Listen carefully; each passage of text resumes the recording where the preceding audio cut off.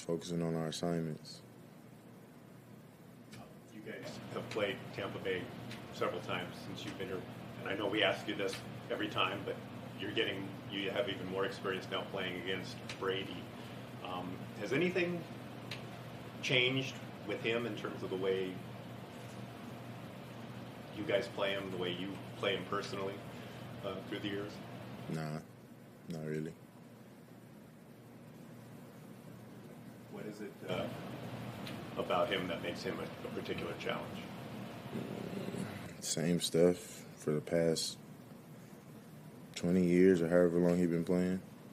Just smart, good leader of his team. Usually makes the right decisions. When you guys played them in the divisional round and he kind of got an opportunity to start doing what he does, do you welcome that challenge? Do you like that kind of situation where they have to kind of not force it but put it in the air? Yeah, whatever come with it. However the game plays out, whatever the game plan is going to be, I'm cool with it. How surprised were you that he came out of retirement? I didn't really care or think about it too much. It was just what it was. What's it like to have Cam Akers back in the fold? Away for a couple weeks, now back with the team. As a veteran, kind of how do you, and a friend of his, how do you, big brother kind of figure, how do you process kind of what he went through and what it's like to have him back? I don't know. It's something that he's had to deal with whoever he's had to deal with it with, and at the end of the day, I want what's best for Cam. I don't really care about anything else. I want what's best for Cam, personally, Cam. Like, yeah, he is a great player. Love to have him on the Rams, but I want what's best for Cam Akers. So whatever's best for Cam is what I want for him. Yeah, and as a person, person to person, some of the conversations you guys had over the last couple weeks is he's, going through something as a person, not just as a player, how the situation is unfolding. What was your outreach like to him? Same thing I just told y'all. Like, regardless of how it was gonna play out, what was going on, all the little stuff, the details, I ain't getting into that. That's his business. You feel me? Mm-hmm. But I'm supporting Cam. Like, okay, I tell anybody that around the building, whoever asks me, I support Cam. I support Cam Akers and what he got going on. I want what's best for Cam Akers. And obviously, if he's able to play a significant amount of snaps and get the ball and do what everybody know he's capable of doing, then that's better for the team. So, yeah, that'll make me happy, like, on Sundays and in practice and stuff like that. But regardless, I want what's best for Cam. Like, that's who I am as a person. I'm supporting my brother, like, before anything else. Midpoint of the season can be kind of a grind. Jalen, how are you feeling personally? Cool. I'm just ready to practice and play and win. Sorry, Jay. Does it still feel like a long season, everything what you want to do to accomplish, or is it still a little more urgency because you're 3-4 right now? For me personally or the team? For you personally and the team. It's always urgency for me. I don't like losing, so if we lose, it's always urgency for me. I ain't never at like 50%. Like, I'm always at 100. Like, that's how I always feel. So I hope, I hope I'm able to lead the other guys to feel that same way. And I hope the team has that same mindset too. Like, yeah, it technically is a long season. We got, 10 games, 10, 11 games left, whatever the case may be. But I want to win every game. Like, I don't want to keep waiting and saying, oh, we got time. Like, that ain't what I'm on. I don't like that.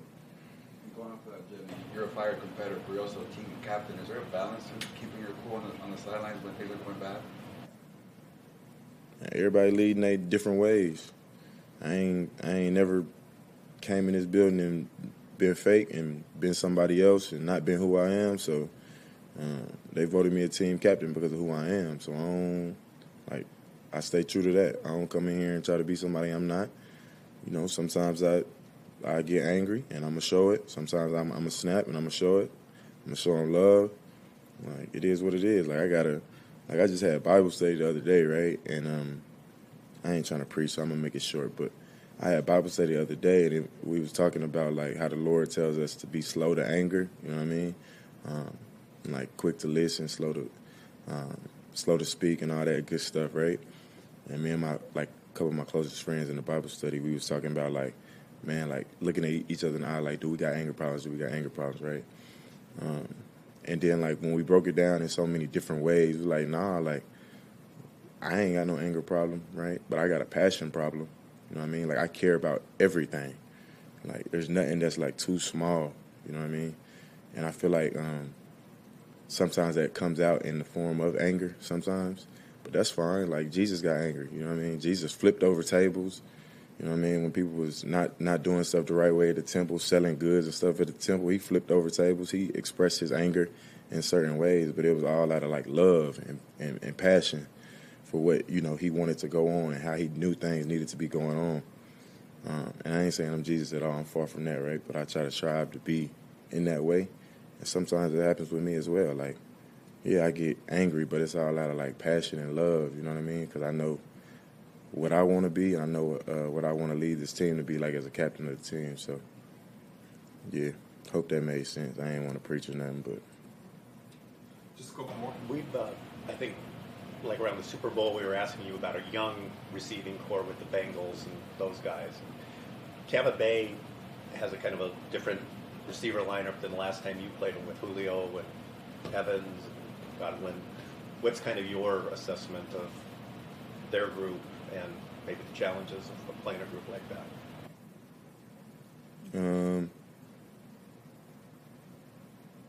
Just because they not young don't mean they not still really good. Like they just have a little bit more experience doing it at a high level, like year after year after year. So, yeah. I mean, every week's a new week. It's like I can't really compare guys like that.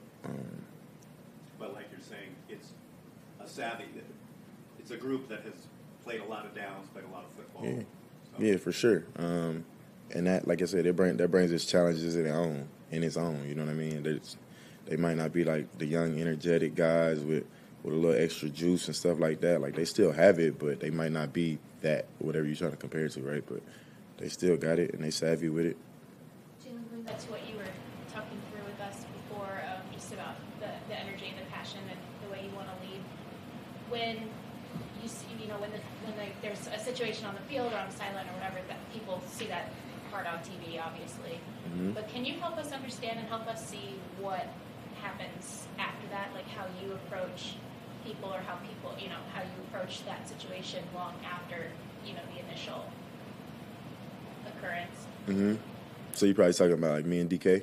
Yeah, or in any situation. Anytime, in right? Practice or out there. Or, yeah. It did look like me and DK was arguing, I guess you could say, but we weren't arguing. We were talking like, with some emotion because we were losing. Like, look how the game was going, right? But we definitely weren't arguing. We were talking about how a play broke down, and it wasn't necessarily our fault on the secondary, but as a secondary, it is our job to kind of be the hero of the day. Like, that's something we've been talking about a lot this week is like, even if things break down, wherever they might break down in the front, like, our job as a secondary is to try to fix those problems and be the hero and save the day. Like, it may not have been our op, but when it comes to us, like, we got to capitalize on that opportunity. We got to maybe set the edge, turn the ball back inside so everybody else can run to it, or we got to just try to make the tackle and, we might get ran over, but just hang on. Or like all of our problem plays and issues and times that we mess up, it's like glorified in the secondary because we are the last line of defense, right? But it's the same like when we make a play. It's like, oh, wow, they made that play, even if it wasn't really us making that play, right? You know what I mean? It's just kind of what comes with the position. So that's honestly what we were talking about right then and there on the sideline, me and DK. because they had broke a long run and that wasn't really on him. But I was like, you could have still saved the day by doing something a little bit different. And we just got to an understanding. It wasn't really no argument. It was an understanding. Like when you play with real guys like that, like dogs and other dudes like that, you get into those type of conversations and y'all are both adamant and got a lot of emotion in it. But it's like, I got you. Like we really had an understanding of each other. I knew where he was coming from and he knew where I was coming from immediately. And we just kept it pushing. Like that's why I really enjoy this secondary. I played with some good secondaries, but this secondary right now, like got a lot of dogs in it, and I respect that. Like. When you can have these conversations and it's with real guys and y'all, as y'all may see it as arguing, but to us it's like, man, when you can really get an understanding like this with some real dudes, that's how you can push through problems and solve a lot of things. So it gives me a lot of hope and a lot of optimism about this secondary. And that's something we've been talking about a lot, going forward. And I know we've been talking about it a lot this week. Like, man, just, F it. Regardless, we're going to try to save the day. Like, that's part of our job on the back end. And then at the end of the day, like also when you got a bunch of guys who are like-minded and dogs like this and y'all all got the same passion and love for the game, when you do get into conversations like this and there's a lot of emotion and it could get heated, you each know like where you're coming from. And it's for the love of this game and the love to like try to get this stuff right for the better good of the team. So that's really how that is. And the guys who don't respond well to that usually, which I'm thankful we ain't got none of them in the secondary this year, but them just the guys you weed out. And it's like, all right, it is what it is. It's whatever. Like we just went our separate ways. It ain't no pressure. It ain't nothing crazy. Like people have difference of opinions all the time, but you can still show each other love and just keep it pushing. All set. Thank you.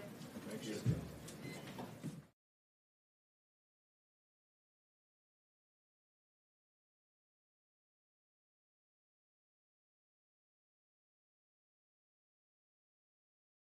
From an injury perspective, we'll have a couple guys listed as questionable for the game, but Brian Allen and Van Jefferson expect them to be able to go. They'll be limited for practice today, but that's more just precautionary. And then Jake Hummel ended up getting, a groin injury yesterday, so he'll be out for the game. And then got Cam back in here. We ended up having a good conversation like I had mentioned to you guys, and we felt like the best thing moving forward was to be able to try to, get him back here, get him going. We're a better team when he ends up, being the guy that we know, and felt good about our discussion, kind of like what we had talked about. And so that's, how we'll move forward accordingly. As far as whether he's going to play in this game or not, we're still working through that. We've got practice coming up today. There is a possibility, but we want to do what's best for Cam and also what's best for our football team, and feel good about, the things that have led to us getting to this situation and scenario. Sometimes you got to be able to work through things and have good conversations. Want to be able to keep that stuff in-house, but ultimately the most important thing for us is he's back. He had a good day of work yesterday, has a good look in his eye, and it's good to be able to have Cam here back with us. Yes. What are the deciding factors for Cam playing on Sunday? Really just seeing how he feels physically, and then just looking at, kind of ability to, kind of digest everything, even though he got a little bit of late start. But most important thing is just with him having kind of been off for the last couple weeks, all right, how is he feeling physically, and making sure that we don't leave him susceptible to any unnecessary things, like of a soft tissue nature, things like that. With him coming back into the fold, is it just you guys pick up where you left off, or will there be any changes in terms of the way the running backs are coached, or who's handling that? Or?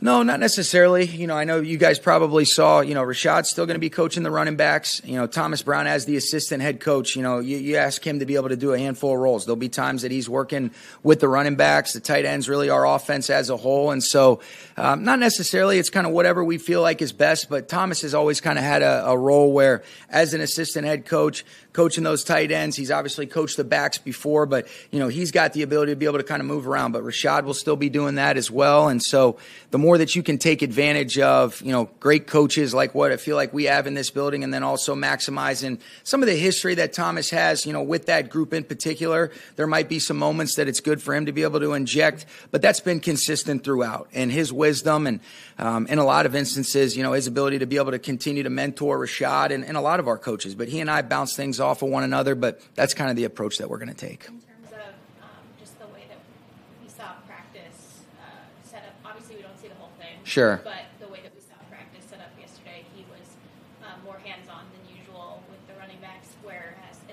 Cromer took over some of the tight end stuff. Is that longer term something that we can? That was just kind of an individual thing that you had seen yesterday. It depends on kind of what the focus is in that individual period. You see Zach and Jake Peets. We've got a lot of coaches. Greg Olson can work with a lot of different people on the offense. Liam can kind of bounce around. So yesterday was a reflection of in that individual period, Thomas was helping out in some of those ball handling things like you had seen and some of the individual parts of it. But Rashad was also, working with those guys there as well. Will Kyron be activated? Not sure yet.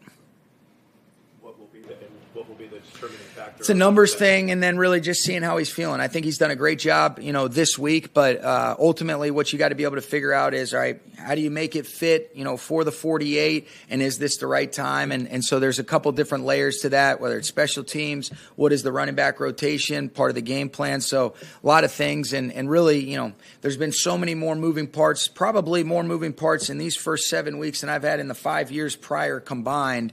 It's amazing how many different things sometimes it's hard to keep up with. But as it relates to, figuring out Cam and Kyron, want to be able to get through today's practice and then really be able to kind of put our heads together with some of the coaches and figure out what's the best way to put together the most competitive 48 for this game. When you're thinking about bringing guys back, just kind of philosophically, do you prefer bringing someone back where you know they are 100% a contributor? Do you like easing guys back in, kind of like Van not having a target last week? Yeah, that's a good question. I mean, I think you always want guys to be able to return to performance. It's one thing to be available to play. It's another thing to return to performance. There was some different things, where there was some plays called where Van ends up being, the primary target. And a lot of times there, the coverage dictates whether or not he gets the ball. But you'd prefer guys to be ready to come back and be the players that they're capable of. The number one thing, we'll never bring a guy back where you leave him susceptible to injury. But there is an element of when you're coming back after an extended period of time where you've been off that you're just getting your feet wet, but there's really no risk for further injury. Now, this is a physical game, so hopefully that answers your question. I'll get you next. As you've said before, it's like when one hole gets patched, it's like 10 more that Yeah. open up in terms of the injuries and some of the stuff you guys have been dealing with. So as you're focusing on all of that at one time, and then you're also figuring out what's happening with this run game, and then the situations that you guys are dealing with, have you been comfortable with the communication internally in that regard in terms of two-way yourself and then others, and how you guys have collaborated on problem solving? Yeah, and the thing that's, yes, and, I feel good about it. Now, sometimes I guess the best way I would answer that is a lot of the solutions that you've had when you look back on some of the best things that you can do to be able to figure out how do you handle the current issues and different things as far as problem solving is, all right, well, what are your other answers? And in a lot of instances when you're so injury prone, you don't necessarily have some of those that have maybe been at our disposal before. But there's a lot of layers to it. It's always about, all right, what players, what types of different things, personnel groupings, what type of concepts can we actually activate? And then how does that fit based on the defensive structures and the players that we're going against in that given week? And so, there's been a lot of that. And in some instances, sometimes the solves are, all right, figure out how to adjust and adapt. And it might not be exclusive to the running game either. It's really our offense as a whole. And, this has been different, but I mean, I would say I could better answer that, but I don't want to, talk like competitive stuff as far as the schematics. So it's really not, I can't give you true clarity on exactly, what we're doing and how we're really working through that without saying stuff that I don't necessarily want to say publicly. And I can probably ask the question a lot better. Like I'm saying, just in terms of the way that you've had a lot of attrition on your staff over the last couple of years. And my question is like, just the way you guys are gluing together and problem solving when there's so much out of your control at times happening around you.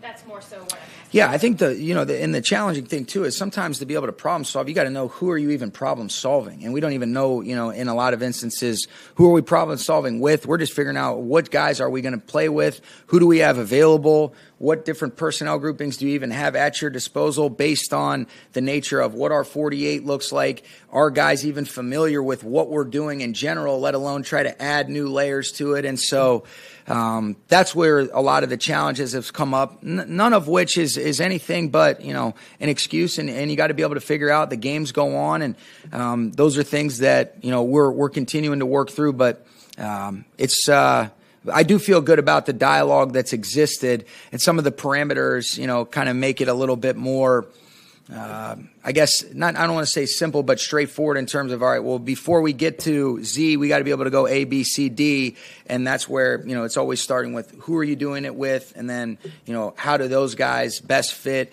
in addition to the backs and different things like that. For the offensive line, Sean, is it the same five as last week? We're working through that as well. Okay, and one more thing, Ernest, Jones, and Greg Gaines, are they okay? Yes, they're good. Okay, thanks, guys.